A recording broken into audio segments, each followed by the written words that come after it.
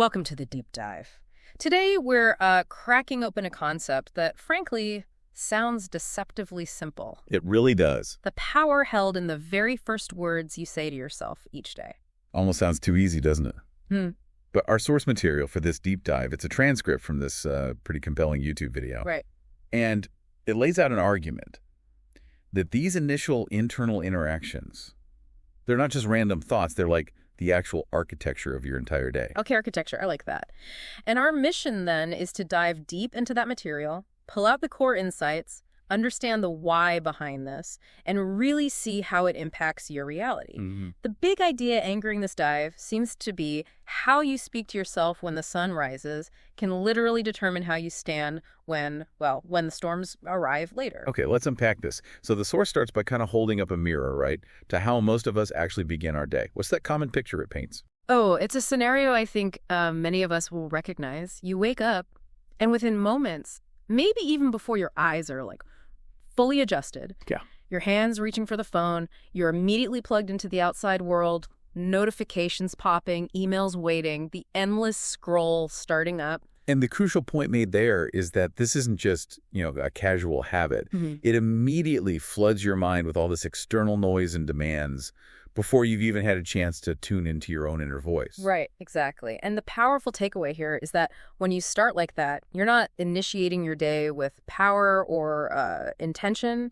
You're starting in reaction. Reaction, that's the key word. You're allowing the outside world to set your mood, your focus, maybe even your sense of self right from the absolute jump. Yeah, there's a phrase used that really sticks with me.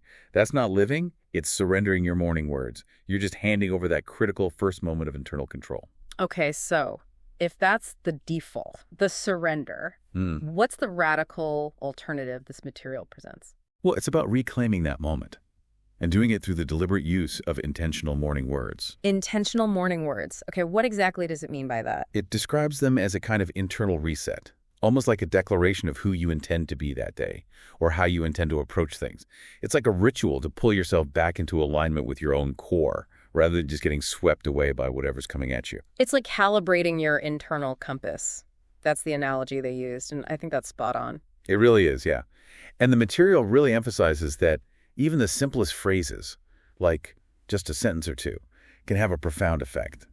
What you say to yourself in those first few minutes subtly but significantly influences how you think. How you carry yourself. Yeah, how you walk, how you respond to challenges, just your whole being for the next, 16 hours or so. Maybe it's examples, right? Like saying, I am strong, even if you feel a bit shaky, or maybe today I choose peace, when you know chaos might be coming. Exactly. And the argument is these aren't just like feel-good platitudes.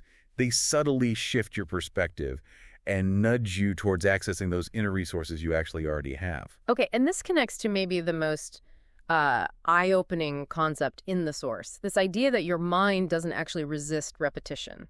It obeys it. Obeys. Yeah. That sounds less like a struggle and more like, I don't know, programming. That's exactly it. The explanation is that your subconscious mind, it's constantly listening, always absorbing, always learning from the input you feed it. And the key difference from the conscious critical mind, the one that argues and questions everything. Right. The conscious mind debates. But the subconscious, it doesn't really argue or reason. It just takes repeated statements as input and starts, building your reality around them. Which is why, according to the material, those early morning affirmations aren't just motivational fluff. No, not at all. They're presented as powerful internal commands. You're issuing them directly to the part of your mind that actually constructs your experience. It uses that analogy of planting seeds, doesn't it? Every word you speak to yourself is like a seed dropped into the fertile soil of your subconscious. And through consistent repetition, they grow. Those seeds grow into your habits, your behaviors, your perceptions of what's even possible for you. Right. And it specifically notes that the subconscious doesn't get sarcasm. It doesn't weigh truth versus lie like our rational brain does. Exactly. What it understands, what it responds to is repetition and emotional resonance. Yeah. The feeling behind the words matters too. Okay, so if the mind obeys repetition, this opens the door to the dark side, doesn't it? Negative self-talk. Absolutely. This is where those, ingrained negative loops really take hold. Phrases like, I'm not good enough, or nothing ever works out for me, or why do I always mess things up? We've all heard those, right? Yeah, unfortunately. And the consequence, what does the material say happens then? Your subconscious mind takes those statements and essentially says, okay, got it. Instruction received. Yeah. And then often unconsciously, it starts looking for evidence in your life to validate those beliefs. Oh, wow. So it filters reality. It filters your reality through that negative lens. Yeah. And it shapes your instinctive responses accordingly. It basically becomes your default operating system. An operating system running in the background. Exactly. Subtly limiting your creativity, your ability to focus, even your willingness to take necessary risks. Okay, so let's contrast that default operating system with one where you consciously choose to start your day with words that reinforce your purpose, your inherent worth, your vision for yourself. Right. Like the examples given, I am capable, or I am calm and in control. Maybe I have everything I need within me to succeed today. And the shift in outcome is? Dramatic, according to the source. Your subconscious starts operating with these beliefs as the fundamental truth. And over time, your actions begin to align with these statements. Your focus sharpens on opportunities, not just obstacles. Your resilience increases. Your confidence deepens. And the material is really clear on this point.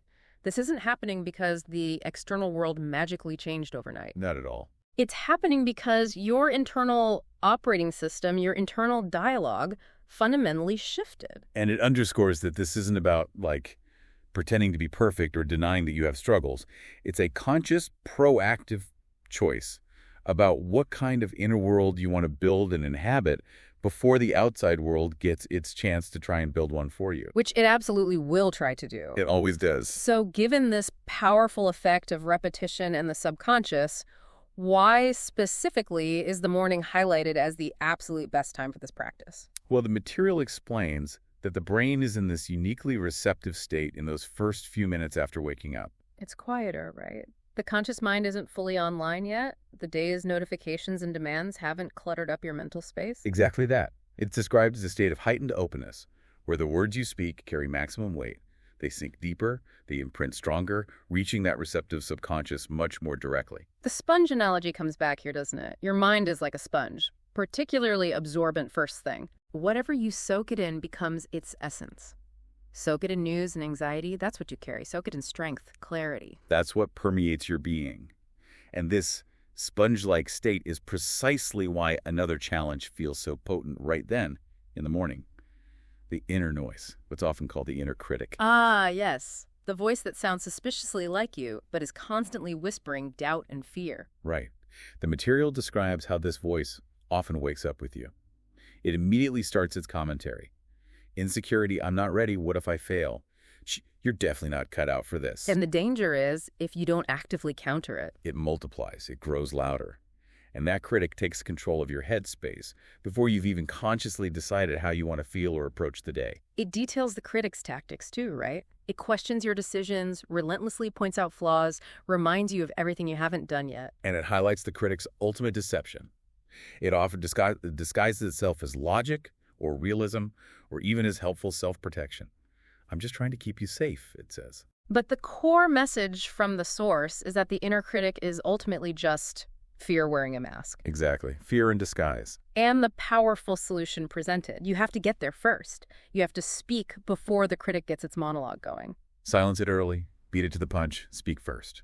And speaking first, it's not about denying that fear exists, is it? Or pretending you don't have insecurities. No, not at all. It's presented as a declaration that you refuse to let that fear steer your life, especially at the very beginning of your day when you're setting the course. The material gives examples of the kinds of powerful truths to speak. Things like, I am grounded, I am capable, maybe I have earned the right to grow and succeed, or simply, I will not let fear define my actions today. And the impact, it says, is profound. These aren't just nice ideas you're thinking. They are actively building armor. You are setting the emotional and mental tone for your day, choosing it before the world or your inner critic tries to impose a different one. It frames the morning as this unique window of control. If you don't actively fill that window with strength, clarity, and intention, the inner critic or just doubt or external noise will absolutely rush in to fill the vacuum with negativity and overwhelm. And it's really emphasized that this practice isn't about feeling perfectly strong or confident every single morning. Who feels like that all the time? You're right, nobody. It's about choosing strength and conviction, even when uncertainty is present. You can acknowledge the fear, absolutely, and still choose to speak truth and move forward with purpose. There's that really striking analogy used here, too, the one about the warrior preparing for battle. Yes, I love that one. The idea that a true warrior sharpens their sword before facing any challenge. And your words, your chosen focus first thing in the morning, that's your sword. So the choice of your morning becomes pretty stark then. Are you sharpening your primary weapon with clarity, confidence, and purpose? Or are you letting it dull with self-criticism, hesitation, and the underlying expectation of failure? And it points out that negative self-talk essentially turns your most powerful tool, your internal language, into, well, mental weapons turned against yourself. Exactly. Thoughts like, I'm not good enough, cause hesitation. They prime you to expect failure. They literally stop you from even stepping into the arena where you might succeed. But when you deliberately flip the script, as the material puts it, starting with things like, I am ready, I can handle what comes, I have what it takes, you begin actively building yourself up.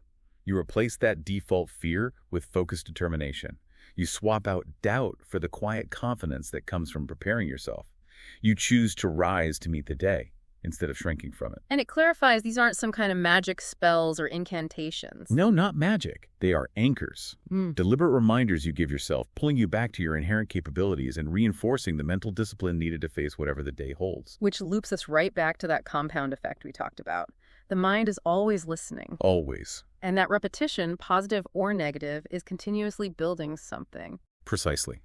The more power, truth, and focus you speak into yourself, the more naturally that energy flows through you.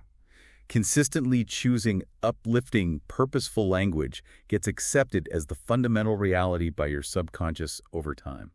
And that acceptance starts a powerful chain reaction, doesn't it? Your words shape your belief system, and your belief system over time profoundly shapes your experienced reality, how you see things, what you attempt. And it's not about pretending life is perfect or that challenges won't come. It's about speaking with enough internal wisdom and clarity that you are prepared, anchored, and resourceful when life is inevitably not perfect. Right. The point is, if your internal operating system is armed with wisdom, with power, not poison, as the source puts it, you are far more likely to rise through pressure, navigate complexity, and persist through challenges. Rather than crumbling under them, every conscious thought, every chosen word is presented as a crucial swing of that internal sword. Are you building yourself up or tearing yourself down? And this really frames the daily choice we all face, whether we realize it or not. Are you basically a slave to external circumstances, just reacting all day? Or are you striving to be a master of your own mentality? The material makes a really strong case for why setting your mind first is, well, non-negotiable if you want that mastery. Yeah. The external world is incredibly loud, isn't it? Oh, yeah. A constant barrage of demands, distractions, external validation loops on social media, just noise, and often negativity. And if you don't proactively set your internal state with intention first thing, the world will set it for you. And it rarely chooses peace or focus or confidence on your behalf. Definitely not. When you start in reaction, grabbing the phone, diving into social media comparison, you are essentially losing that vital first moment of control. You're not driving your own thoughts. You're just reacting to thousands of external inputs. But taking just a few minutes, as the source suggests, to consciously choose your internal state, that's taking command back. It's generating your own motivation from within. It's declaring how you will meet the day regardless of what it throws at you. Your chosen words become your internal command center, like mental armor. Exactly. Mental armor, specifically designed to protect you from being solely ruled by unpredictable outside circumstances. The material emphasizes that the external is chaotic and unpredictable, sure, but your internal world, that is fundamentally yours to shape and control. And the stronger you build your internal mentality, the less power circumstances have over your actual state of mind. Yeah. Problems don't magically vanish. No, of course not. But they no longer have the power to define your entire emotional reality for the day or the week. Mastery, then, isn't about hoping for easy days. It comes from preparing your internal world to stand strong, even when things inevitably go wrong. You're building resilience, fostering internal peace. It's like an athlete training their body, but you're training your mind. And all of this builds to that really powerful idea that underpins the whole dive, I think. One morning, just one morning, can actually begin to change everything. It sounds almost too simple again, doesn't it? But the argument is that we dramatically underestimate the cumulative power of these small beginnings. Mornings are described as sacred. like blank pages. Hmm. A profound opportunity to shape your reality with surprisingly simple, deliberate choices. Starting with your words, your thoughts, the energy you decide to embody. When you rush and react, it feels like life is just happening to you, right? Like you're being pushed around. Totally. But when you begin with intention, even for just a few minutes, you shift. You move into leading the day, steering your own ship. And the compound effect of this is described as transformative. One morning where you deliberately empower yourself gives your mind a new set of instructions. You're not running on autopilot anymore. Right, you're awake, present, deliberate. And this shift stacks, doesn't it? Leading to better choices when challenges hit, more measured reactions, maybe just a higher baseline energy throughout the day. And there's that ripple effect, too. That internal momentum builds. Hmm. Clarity can fuel more effective conversations later. Internal strength gives you courage you didn't realize you had. That inner peace helps you stay centered when chaos erupts around you. And that internal shift inevitably touches and influences your interactions with others as well. Exactly. So that single better morning becomes a better day. That better day flows into a better week. And before you know it, you might look back and realize, wow, everything kind of changed.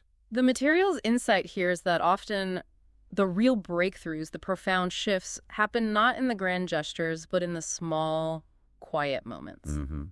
Like choosing 5 minutes of intentional self-talk instead of 5 minutes of scrolling through negativity or comparison. You don't need a perfect long-term plan mapped out on day one then. The core message seems to be you just need one powerful morning. One morning where you show up with presence, with intention, with ownership of your internal state. And the material really promises that if you commit to that consistency, the path forward will start to reveal itself. So as we wrap up this deep dive into these ideas, the central message is undeniably clear, isn't it? Your inner dialogue is the fundamental foundation of your life. And that foundation is quite literally poured every single morning before anything else really happens. The choice, presented pretty starkly, is yours. Are you actively participating in building the strongest, most capable version of yourself with your words? Or are you, perhaps unknowingly, tearing it down with your internal language? The difference between a chaotic, reactive life and a clear, intentional one, between a fearful existence and a, well, more fearless one, depends profoundly on what you consistently tell yourself when no one else is listening. And this material argues that speaking powerfully and truthfully to yourself isn't just a mental exercise, is it? It allows you to act powerfully. To move through the world with a quieter certainty, maybe. And to speak from the identity of the person you are consciously becoming, not the one defined by old habits or external opinions. Right. And the final provocative thought from this source, something really to carry with you. Don't just wake up, rise up. Don't just survive your day, actively shape it. One morning filled with strength, clarity, and conviction. It's not just the beginning of a good day. It contains the potential to be the beginning of an entirely new trajectory for your life. And that new trajectory starts now. With your very next internal word. What word will you choose?